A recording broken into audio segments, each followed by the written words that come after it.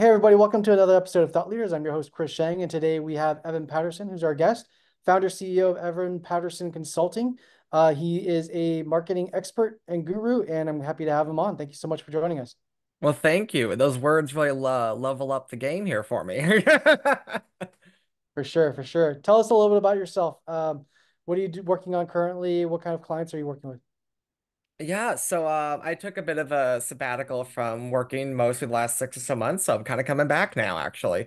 But lately it's been mostly SaaS companies. The last 5 years of my career has been mostly software companies focused on marketing, sales, and customer success organizations. Other SaaS selling to SaaS, basically. Yeah.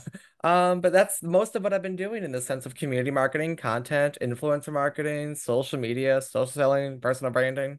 I can keep going. Got it. Got it. Well, tell us a little bit about first how you got into the world of marketing. What was the original context for that? Why? And talk us through what that looked like. Because you've done a lot of different things in the past few years here. Yeah, I fell into marketing by accident. When I was a kid, I was it's not a sob story, I promise. It makes sense when you hear it the whole way through, but I was a very lonely child. I lived in a very conservative town in Michigan, and being a flamboyant little gay kid growing up, the way to make friends was the internet. So I had friends all over the world. And when they had a birthday party, you can't have a birthday party in Essex, UK when you live in Detroit. So I had virtual birthday parties and I was making posters digitally in like gimp.net for anybody who's in their like early 30s, late 20s will know what I'm talking about. And making those little posters and posting them on forums and fan sites. And over time, I started getting like a couple hundred attendees, then a couple thousand. Mhm. Um, and I was 10. Wow. So I didn't know I was doing marketing. And as I got older, I started making events for fun in games like Second Life, there.com, Onverse, if you're a nerd, you know what I'm talking about. World of Warcraft, actually, at one point, and started getting offered jobs and contracts. And they were because I was underage, paying my parents to then pay me. And so I kind of fell into marketing by accident because I thought I was just having fun and making posters. But come to find out, I was tapping into people's emotions and doing something people were doing for a living already by accident. Hmm. It wasn't until somebody gave me a name for what I was doing that I, decided to turn it into a career path. Interesting. Um, and what was the the rationale or the draw into SaaS and software marketing versus say like consumer CPG goods? Yeah, good question. So my first I'll say office jobs were in insurance. I was hired to be an insurance agent at a state farm agency. Shout out Ivy Fields Rutherford. She's an amazing woman. And she hired me because I knew nothing about insurance, but I had a great personality and I was really good at explaining things to people and I was a good marketer. And I learned that I liked complex marketing and sales motions. I liked selling emotional needs first and foremost because those insurance is a heavily emotional product when you think about what it does for people. And but however, I did get very frustrated selling to the average consumer because if the average consumer doesn't know what they're talking about, the handbook says educate them, but the average consumer doesn't want to be educated in those moments. They want a good deal. Yeah. Then I told her, this is so frustrating. And she's like, maybe you'll do better with commercial sales. I'm like, why? She's like, because they have a little bit of a more vested interest in being corrected. And Mm, I tend to be very easily frustrated with people that refuse to be educated, willful ignorance, for lack of a better description. And so that's when I realized I prefer to selling to business people and solving business use cases because I was not just selling something to them or marketing something to them. I was helping them do their job. And this is why I always tell people that business is inherently personal, it doesn't mean the decisions are malicious. The decisions aren't personal, but business is personal because it's how we feed ourselves, right? So it's how we look good to our bosses and not get fired so we can take care of our families, you know? yep. So people want me to tell them when they're not doing the best that they could do. People want to listen and learn. when they are representing a business or their own business, not buying a water bottle, you know? So I found that I enjoyed the more relationship driven go-to-market motions that came from B2B than as opposed to B2C. Got it. Um, Interesting. I find that too, right? I also think like the iterative cycles and the feedback loop, it takes longer to do the experiments in the consumer side of things. And you have to do it at such a higher volume than it is to do it in the B2B space. And then I think also you touched upon this, which is like, I think the way it's, SaaS has been told in that narrative that has been told in the past, obviously it's evolving a lot and it's Yeah. evolving into more of like a personal experience, right? I see a lot of like the rise of like the LinkedIn influencer slash founder of a SaaS company, now almost becoming a prerequisite for brand building and brand awareness. What are your thoughts on that in terms of some of these themes and trends that maybe you've seen? And how do you think about, companies doing stuff like that? As of anything, there's a wrong and a right way to approach it.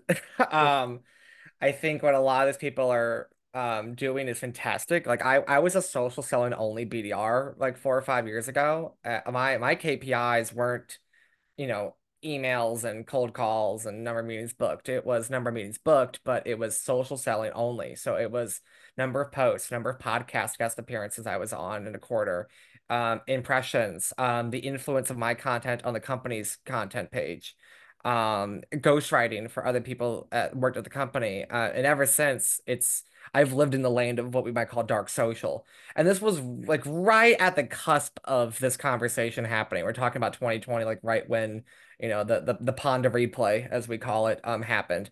So I don't want to say that word for the monetization of the algorithm. And so the thing that I noticed was that there are a lot of people that didn't buy into it, that now they're buying into it because they saw the people that bought into it Mm, benefit. So I feel like we're entering that second stage of the adoption curve where it's now everybody and their brother's jumping on board, but not everybody and their brother knows how to do it. Um, so we're getting people that think being the loudest person in the room, making the most noise means you're doing the best. I actually get very skeptical when I see a brand that is the loudest in the room because they always die out about 6 to 9 months later in terms of the noise creation. And I look more for the slow and steady wins the race people.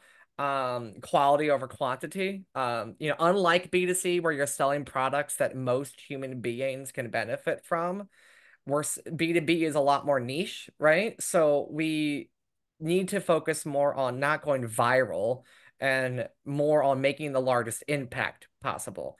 So I love that they're taking the hint and the note from B2C of like, yeah, people buy from people that they like.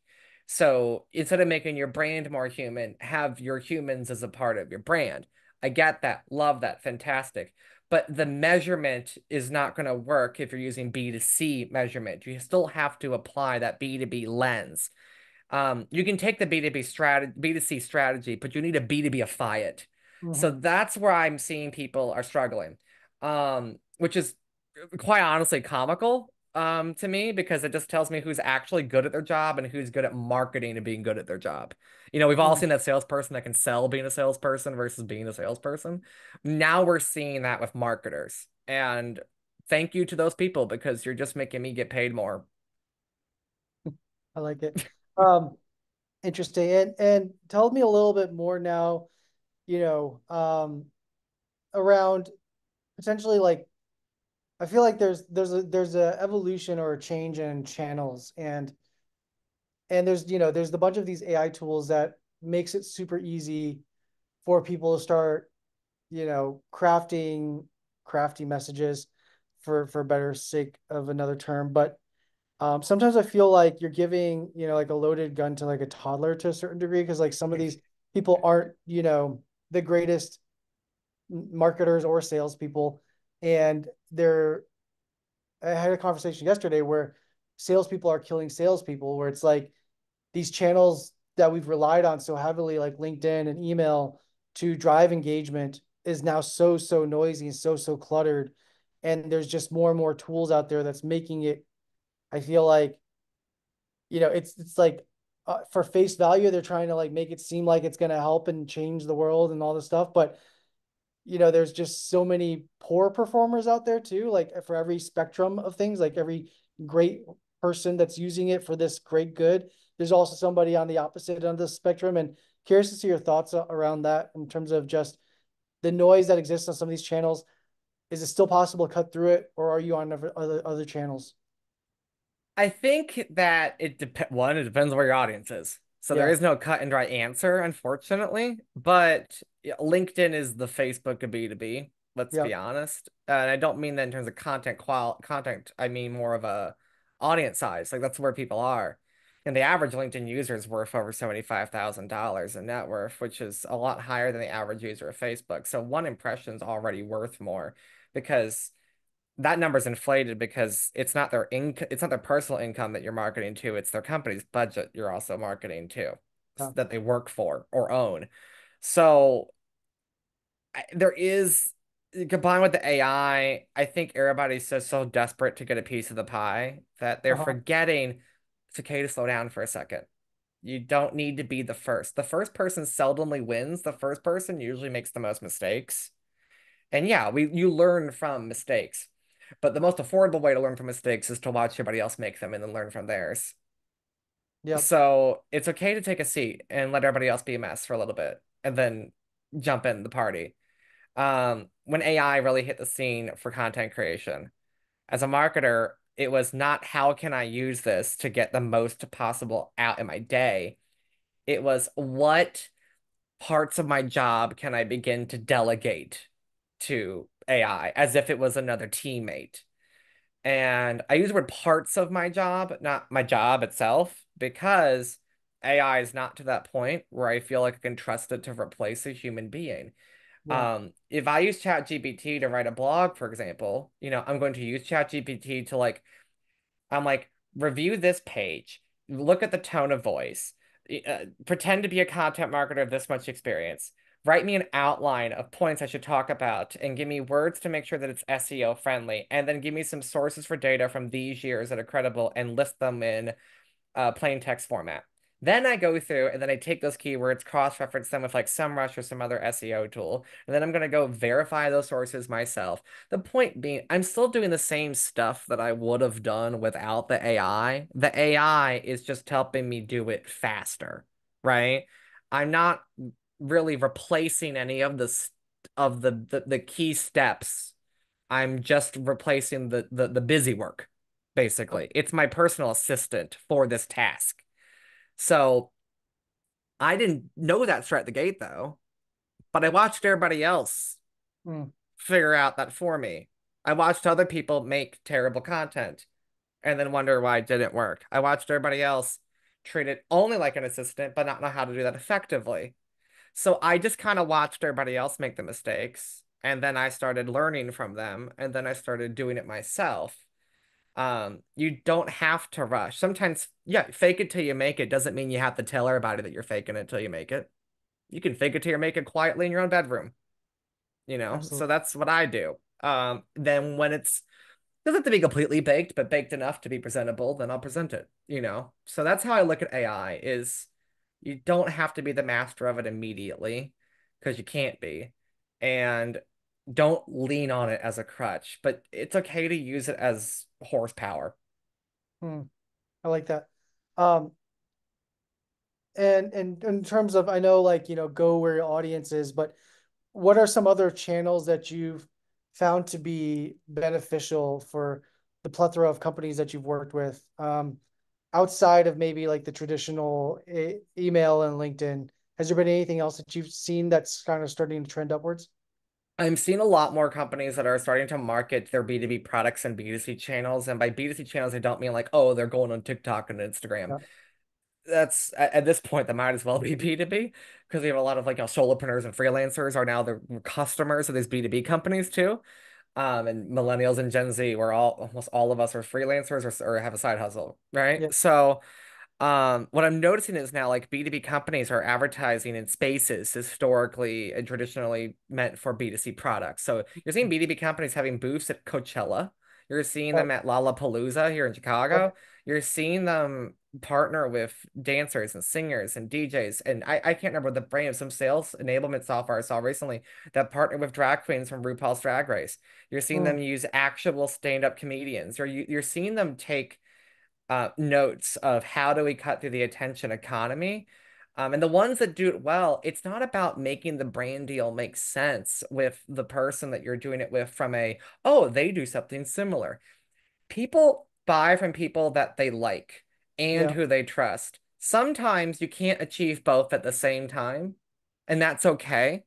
So if the ad with the drag queen gets them to like you, and then the ad with the consultant gets them to trust you, you've managed to achieve the goal of them liking and trusting you.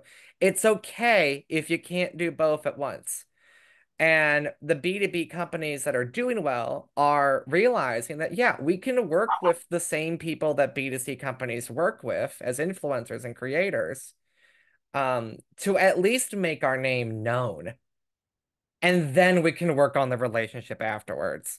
You don't go to somebody and become best friends immediately. So therefore, you can't get somebody to trust your brand immediately. Sometimes it's brand awareness, then brand recognition, right? yeah, Well, sometimes it's knowing you exist, then they trust yeah, absolutely.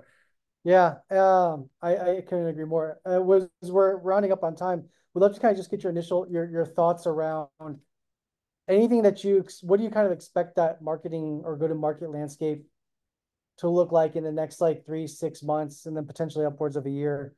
Like, how is it shifting? I know we kind of touched upon AI, touched upon this transition to for software companies to go into more like consumer-driven channels that they haven't traditionally done. Do you see that more companies leaning into that earlier on, or how do you what do you think? I think earlier on, definitely. I'm seeing more companies at earlier stages, if we're going to use like venture capital stages as a judgment here, like pre-seed and seed stage, investing in things that normally A's and B's would invest in. I'm also noticing, as we know, if like the economy and venture capital being more particular about who they give money to, vanity projects are no longer enough. Knowing somebody is no longer enough. You have to prove that you have an idea that could generate dollars. You can't just say we did this cool thing. You can't do that anymore. So, I think we're going to see a lot of brands that we thought would do well disappear. We're going to see some Searses. We're going to see some J.C. Penney's of SaaS. We're going to see that. And I can't wait. I'm excited. I love watching people do that because then I get to professionally and kindly go, I told you so. Interesting. Yeah. On that note, I want to say thank you so much for taking the time out of your day today. It was super great to have you. Your energy is amazing. And there's a lot of great nuggets I think in here that people could take away. Of Well, thank you for having me. course, thank you.